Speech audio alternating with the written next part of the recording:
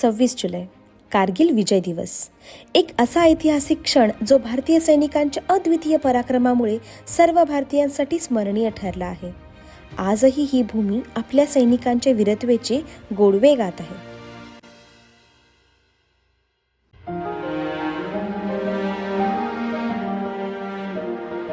बलाढ्य हिमालय रांगांच्या कुशीत सुरू नदीकाठी वसलेले, जणू हिरवी शाल पांघरून घेतलेले हिरवेगार कारगिल आणि याच जिल्ह्यातील एक छोटेसे गाव म्हणजे द्रास.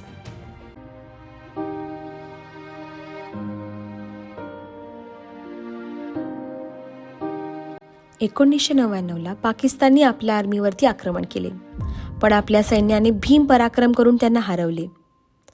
आपण हरवले तर खरे, पण त्याचबरोबर आपण आपले काही अमूल्य हिरेही गमावले.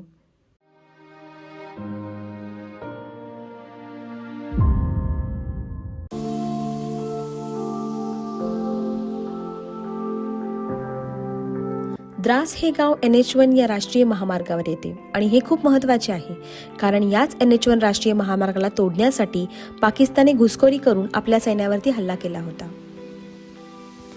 हा राष्ट्रीय महामार्ग तोडल्याने लडाख, सियाचीन या भागातील आपल्या सैन्यासाठी पुरविला जाणारा शस्त्र आणि अन्न पुरवठा बंद करण्याचा त्यांचा नापाक इरादा होता.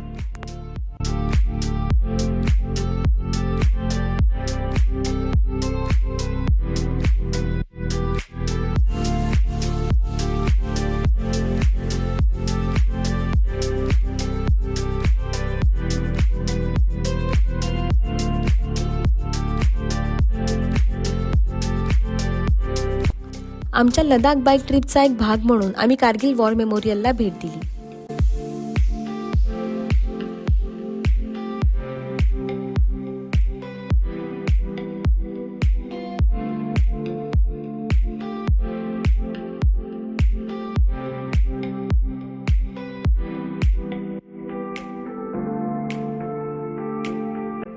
कारगिल वॉरबद्दल आपल्या सर्वांनाच काही ना काहीतरी माहीत आहे, पण आज आमच्या रायडिंग ग्रुपचे सह्याद्री ट्रेकर्सचे लीडर यांनी आम्हाला या युद्धाचे खूप काही रोमांचक किस्से सांगितले.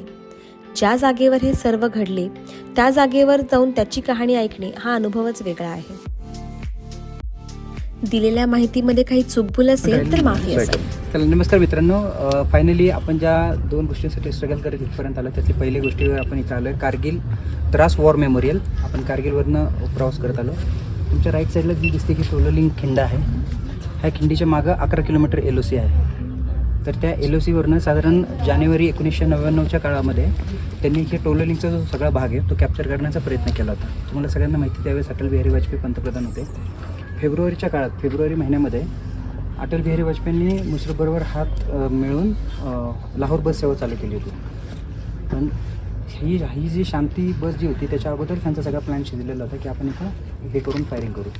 ते ज्यावेळेस गावातला एखादा माणूस इथं चरायला आला होता, मेंढ्या चरायला आला, त्यावेळेस त्याला कळलं की इथे काहीतरी अनोळखी लोक खालीवर काढतात म्हणून.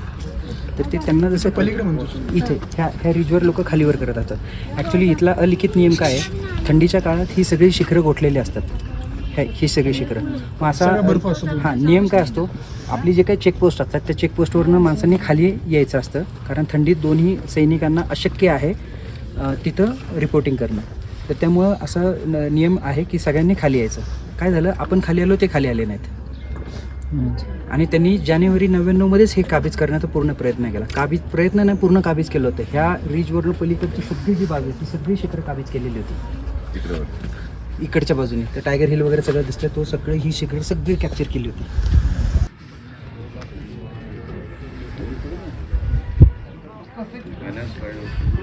आणि त्यांना ही शिखर काबीज केल्यानंतर त्यांनी प्रॉपर तिथं खंदक बनवले होते. खंदक बनवून त्याच्यावर सिमेंटचं असं वरनं छत बीज सगळं तयार केलं होतं. असं त्यांनी गाढवा घोड्यांवर सगळं सामान वगैरे आणलं होतं.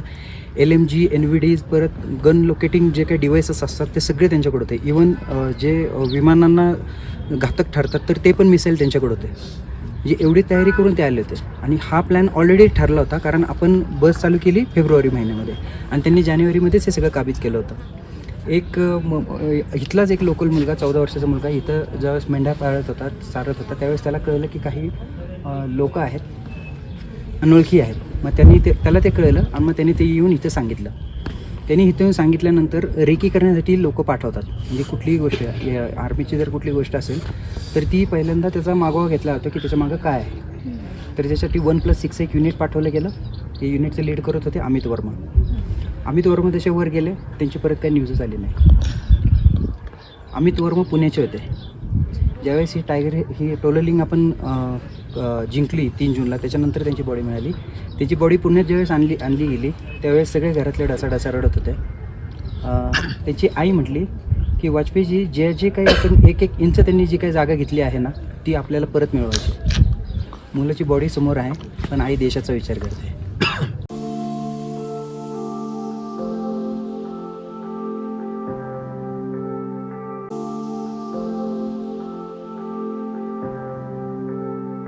अजय आहुजाला पाठवण्यात आलं.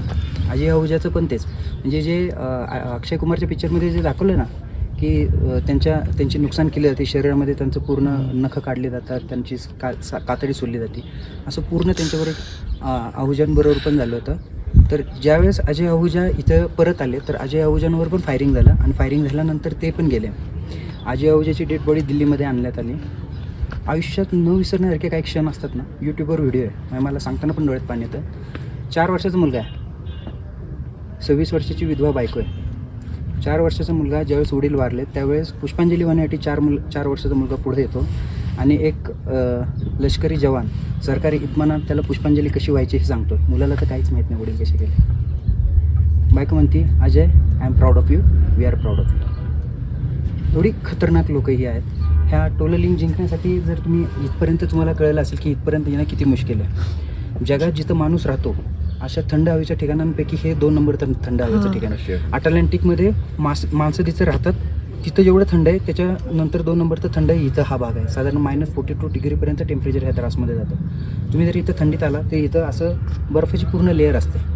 तर त्या ह्याच्यात पण ह्याचं सगळं संवर्धन थंडीच्या इथं ऑगस्ट नंतरच्या ज्यावेळेस स्नोफॉल चालू होतं ना त्यावेळेस, तर त्या काळात हे सगळे पूर्ण बर्फाखाली असतं. तरी ह्याचं मॅनेजमेंट सगळं इंडियन आर्मी करते.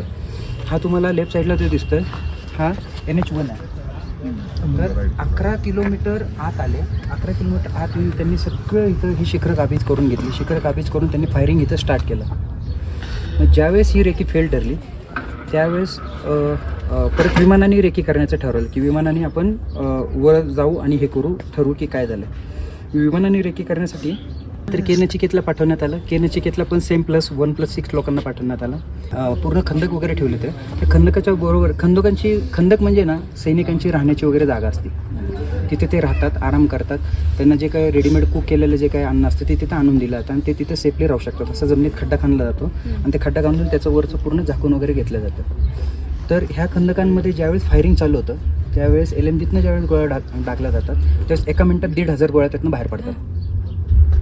एवढ्या गोळ्या बाहेर पडतात. मग आर्मीने सगळं ठरवलं आणि मग सगळं आर्मीचं युनिट वगैरे इथं आणून बोफोर्स वगैरे लावण्यात आला आणि मग त्यांच्यावर फायरिंग करायचं त्यांनी हे घेतलं. सगळ्यात पहिल्यांदा सर्वननला पाठवण्यात आलं. सर्वनन आणि तोमर ह्या दोघांनी इथं पाठवण्यात आलं. ज्यावेळेस सर्वनन वर चढत होते त्यावेळेस स्ट्रॅटेजी कशी असते तुम्ही ह्याच्यामध्ये पण बघितली असेल लक्ष पिक्चरमध्ये. ज्यावेळेस खालनं फायरिंग स्टार्ट होते तर खालनं जेव्हा फायरिंग स्टार्ट होतं त्यावेळेस त्याच्यावर मारा केला जातो आणि मारा ह्या पर्टिक्युलर लेवलपर्यंत असतो. म्हणजे 100 मीटरपर्यंत मारा असतो. म्हणजे काय पायदळ असतं आपलं इन्फंट्री जी असते ती चालत जाते. चालत जाताना मग त्यांच्याकडे वजन किती असतं माहिती आहे का तुम्हाला? 40 किलो. स्वतःची सगळी सामुग्री वगैरे. काही OP असतात म्हणजे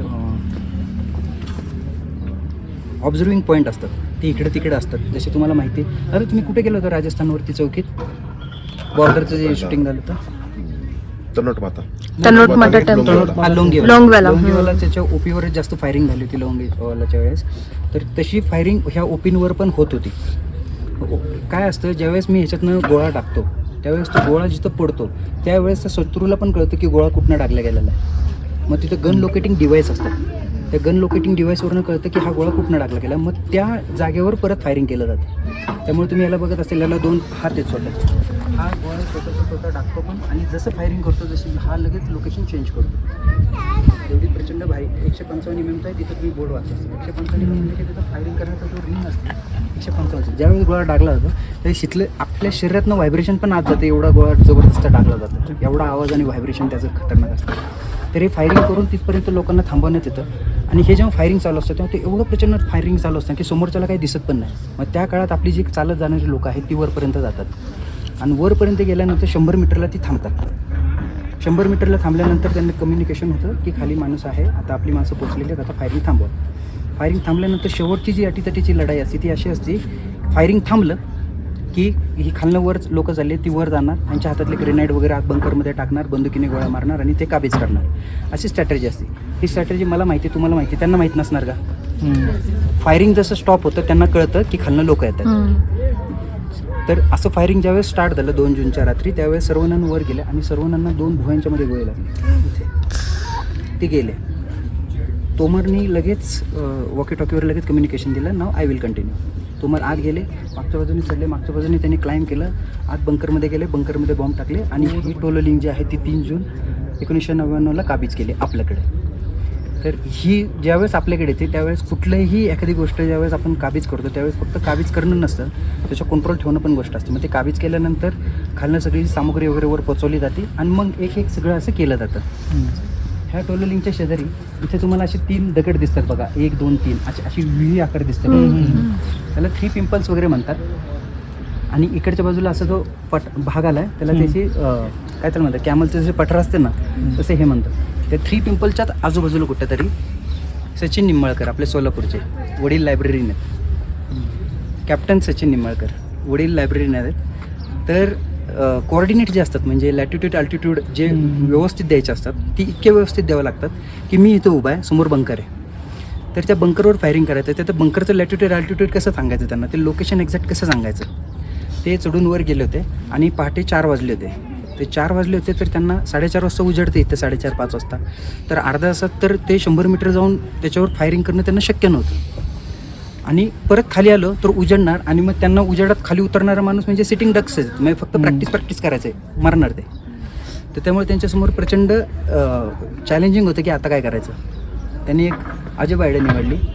कानाला त्यांनी रेडिओचं कम्युनिकेशनचे सेटअप लावले, डोळ्याला NVDs लावले आणि NVDs लावून त्यांनी खाली लोकेशन सांगितलं की ह्या लोकेशनवर तुम्हाला फायरिंग करायचं आहे. तो जो कम्युनिकेशन घेणार माणूस होता तो म्हटला की तू ह्या लोकेशनपासून फक्त 50 मीटरच्या अंतरावरच. म्हणजे फायरिंग जर झालं तर ते 100 मीटरच्या रेडियसमध्ये कुठेही होतं. मग त्यासाठी OP असतात. त्यासाठी काय करतात, पहिलं तर फायरिंग करतात, तो बॉम्ब पडला की तो अचूक पडला का नाही हे OP सांगतं. OPला सांगणं पण शक्य नसतं. पहिला बॉम्ब टाकल्यानंतर लगेच तो सांगत नाही, कारण तो पण जागा चेंज करतो. कारण त्यांनी कम्युनिकेशन केल्यानंतर ते कम्युनिकेशन ह्यांनी पण ऐकलेलं असतं. तो जागा चेंज करतो, जागा चेंज करून सांगतो की इथं नाही, अजून 15 फूट बाजूला. तर तो म्हटला की काही झालं तरी चालेल, तुम्ही फायरिंग करा. फायरिंग केलं, फायरिंग एक्झॅक्ट बंकरवर झालं आणि सचिन निंबाळकर वाचले. म्हणजे एवढी लोक देशासाठी असतात की आपला अंगा बॉम्ब टाकला तरी चालेल पण पहिलं शत्रू मिळाला पाहिजे. एवढी प्रचंड खतरनाक लोक. 5140 तुम्ही पॉईंट वाचले तिथं, कॅप्टन विक्रम बत्रा. ह्याच भागामध्ये 5140 वगैरे अशी काय नावं असतात, त्यांची जी उंचीची जी मीटर वाईज जी हाईट असते त्याची ती नावं असतात. 4850 5140 अशी ही नावं असतात. तर त्या नावावरनं मग काही इतकी हे असतात की हे 5180 5140 ही नावं खरी आहे का खोटी हे तुम्हाला कळणार सुद्धा नाही. खरी पण असतील पण ती लष्कराला दुश्मनाला डायवर्ट करण्यासाठी पण असतात. तर हा सगळा त्याच्यामध्ये भाग आहे. विक्रम बत्रा तुम्हाला माहिती आहे, त्यांनी पीक 4850 पहिल्यांदा काबीज केलं. 4850 काबीज केल्यानंतर 4850 काबीज करताना ते खालनं वर चालले होते. तर त्यांच्यावर रेडिओ कम्युनिकेशनचं नाव होतं शेरशाह. तुम्ही पिक्चर बघितला असेल. तर खालनं ते जेव्हा वर जात होते त्यावेळेस सेम 100 मीटरवर आल्यानंतर फायरिंग थांबलं. फायरिंग थांबल्यानंतर ज्यावेळेस कम्युनिकेशन झालं त्यावर वरच्या माणसाला कळलं की खालनं शेरशाहवर येतात. कारण ते कम्युनिकेशन करताना करत होतं की शेरशाह बोल रहा है, राईट से जाओ, लेफ्ट से जाओ. तर त्यांनी वरनं ती रेडिओ फ्रिक्वेन्सी कॅप्चर केली आणि त्यांना संदेश पाठवला की शेरशाह आप नीचे चले जाओ, अगर ऊपर आ जाओगे तो मार डाल देंगे हम. तर त्यांनी त्याला परत उत्तर दिलं. 1 घंटे में देखते ऊपर कोण रहेगा. वर गेले, त्यांनी बंकरमध्ये बॉम्ब टाकले, परत त्या बंकरमधल्या सगळ्या लोकांना मारलं आणि वरनं आपल्या अधिकाऱ्याला त्यांनी फोन करून सांगितलं दिल मांगे मोर. The guys were so highly charged up that they're wanting that some more bunkers should have been there and we would have got the more chaps. The Pakistani soldiers or officer, whosoever it was, he said me my code name was Shersha. Oh Shersha, you have come. Don't try to come up, otherwise you'll have a tough time. And that was the time they gave us a challenge. And my guys, they went wild. How dare a Pakistani troop can challenge us? .4875 तर आला आपल्याकडे, पण तिथे आपला राजा मात्र हरवला. योगेंद्र सिंग यादव इथल्याच एका पीकवर जेव्हा ते गेले होते, वयाच्या 18व्या वर्षी परमवीर चक्र मिळालेले योगेंद्र सिंग यादव आहेत. अजूनही जिवंत आहेत. जिवंतपणे त्यांना परमवीर चक्र मिळालेलं आहे. कठीण चढाई करून वर गेले ते. कठीण चढाई वर करून गेल्यानंतर रॉक क्लाइम्बिंग करणं किती अवघड असेल या भागात जस्ट तुम्ही इमॅजिन करा. आपल्याला 350 cc बुलेट चालवणं अवघड जातं. त्याने रॉक क्लाइम्बिंग करत वर गेलं. लक्ष पिक्चर बघितला. ऋतिक रोशन त्या अशात NH1च्या बाजूला कुठल्या तरी टेकडीवर उभा असतो. प्रीती जिंटाला त्याची गाडी दिसते. ती गाडीतनं उतरते आणि त्याच्या शेजारी जाते आणि प्रीती जिंटा काहीच बोलत नाही. त्यांचं डिस्कशन काहीच नव्हतं. ऋतिक रोशन म्हणतो की तुम मुझे हमेशा पूछती थी ना की तुम्हारा लक्ष्य क्या है. टायगर हिल का हात करतो म्हणतो ये मेरा लक्ष्य आहे. तो जो प्रसंग आहे ना तो खरंच खतरनाक आहे. तर तो योगेंद्र सिंग यादव असे वर चढले. त्यांनी क्लाइम्बिंग करताना तिथे एक सीन आहे बघा. तिथं वर जातो ते विचारतात साहबजी एक बात बोलू. तो बोलता हाँ बोलो. नीचे देखने से डर लगता है. ते एका प्लॅटफॉर्मवर थांबलेलं असतं. तर त्यांच्याकडनं उत्तर येते एक काम कर नीचे मत दे. आणि तसेच ते रात्रभर तिथं थांबतात आणि मग तिथनं वर जाऊन त्यांनी त्यांच्या खांद्याला गोळी लागलेली होती तरी ते वर गेले योगेंद्र सिंग यादव. आणि योगेंद्र सिंग यादव वर गेल्यानंतर त्यांनी परत फायरिंग केले. टायगर हिल सक्सेना ज्यावेळेस टायगर हिल त्यांनी काबीज केलं.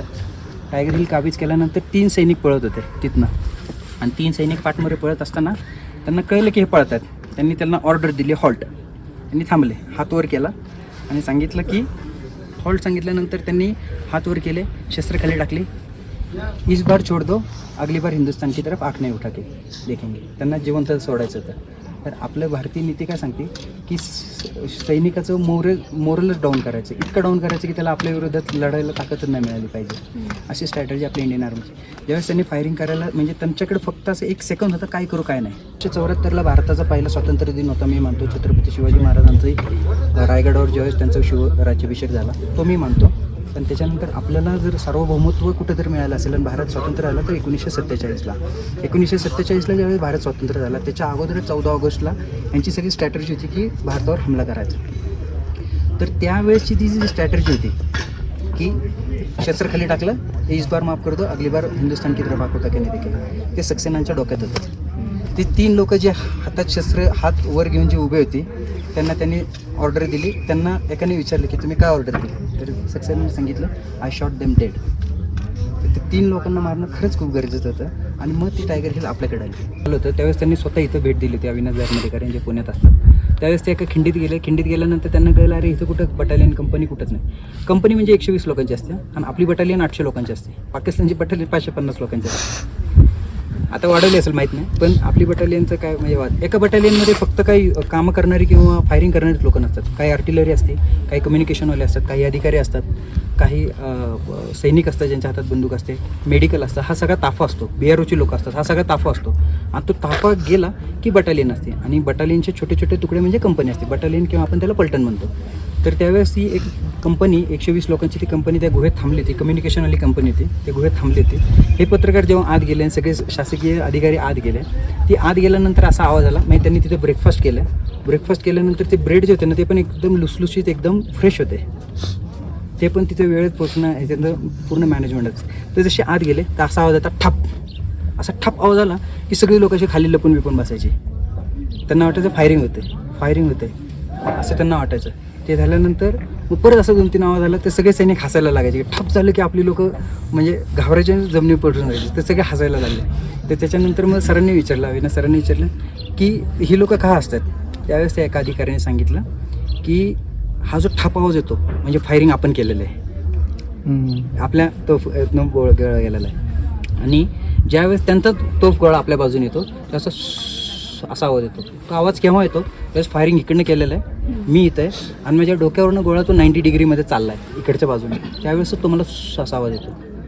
आणि सगळ्यात चांगली गोष्ट काय माहिती आहे माझ्या बाजूने जो गोळा येतो त्याचा आवाजच येत नाही. एवढी खतरनाक गोष्ट. मग तसेच ते पुढे गेले. ह्या खिंडीतनं ते पुढे आले आणि पुढे आल्यानंतर इथनंच ते पुढे गेले. एक मोहीम चालू होती. त्यात एक अधिकारी होते. त्या अधिकाऱ्यांनी एक द्रासमध्ये एक कंपनी होती शस्त्र तयार करण्याची. पाकिस्तानची एक कंपनी होती. ती पाकिस्तानची कंपनी तिथे हे ओपीनी सांगितलं होतं त्या अधिकाऱ्याला. मग त्यांनी ते फायरिंग करायचं ठरवलं आणि 40 रॉकेटचं एक ट्रक ते तिथे घेऊन गेले. आणि रॉकेट अशा अँगलमध्ये लावला की तिकडनं फायरिंग जरी केली तरी तो त्या माउंटनवर ते सगळे गोळे टाकले जातील आणि तो टँकर तसाच राहील. ज्यावेळेस त्यांनी ओपीने सांगितलं की इथे इथे हे लोकेशन आहे, मग त्यांनी सगळे लोकेशन वगैरे बघितलं. अविनाश धर्मारे वगैरे स्वतः तिथे लांब थोडेसे उभे होते. त्यांनी त्या ओपीने ज्यावेळेस कोऑर्डिनेट सांगितले त्यावेळेस त्यांनी फायरिंग स्टार्ट केलं. आणि फायरिंग स्टार्ट केल्यानंतर त्यांनी 1.5 तासात फक्त 7 रॉकेट टाकले. 1.5 तासात 7 रॉकेट टाकले. 7 रॉकेट टाकल्यानंतर 7वं जे रॉकेट होतं ते बरोबर त्या कंपनीवर पडलं असं त्या ओपीने सांगितलं. जसं ओपीने सांगितलं की रॉकेट आता त्या बरोबर कंपनीवर पडल्या. पुढचे 33 रॉकेट पुढच्या 3.5 सेकंदात त्यांनी सोडले. म्हटले मी आयुष्यभराची दिवाळी तिथे बघून घेतली. असं आहे ना धर्मेकरांनी स्वतःच्या आठवणी सांगितलं. तो आपली शहीद झाले त्याचा काउंट 364 आहे. जिथं फायरिंग चालू असताना जो ओपीवरचा एक माणूस होता त्याच्यावर एक बॉम्ब पडला. त्याचा बॉम्ब पडल्यानंतर त्याचा हात तुटला. त्याचं तुटलेल्या हातालाच घड्याळ होतं. त्यांनी उजव्या हाताने तो तुटलेला हात घेऊन तो पुढं आला आणि तो टायमिंग बघून सगळ्यांना लोकेशन वगैरे सांगत होता. आणि त्याची सगळी ॲक्टिव्हिटी झाली, सगळं इथनं फायरिंग करून वगैरे झालं. ती बंकर जेव्हा फोडण्यात आला तर तो तुटलेला हात घेऊन तो खाली आला होता. आणि त्यांनी सांगितलं की ह्या घड्याळात बघूनच मी तुम्हाला टायमिंग सांगितलं. असे शूर जवान आपल्याला भेटले. तिथले भारी भारी लोक आपल्याला मिळालेत आणि त्यांच्यामुळेच आपण स्वतंत्र भारतात राहू शकतो. कसं आहे, युद्धाच्या गोष्टी बऱ्याच साऱ्या याच्यात आहेत, अजून इन्सिडेंट आहेत, ते मी तुम्हाला सांगेल ज्यावेळेस आपल्याला वेळ भेटेल. ते वेळ कमी आहे. युद्धाच्या गोष्टी सांगायला आणि ऐकायला खूप भारी वाटतात. आपण देशाचे नागरिक म्हणून ते खूप चांगल्या पद्धतीने आपली जबाबदारी असेल करून आपला देश जेवढं महान बनवता येईल तेवढं आपण महान बनवण्यासाठी आपण प्रयत्न करू. चला.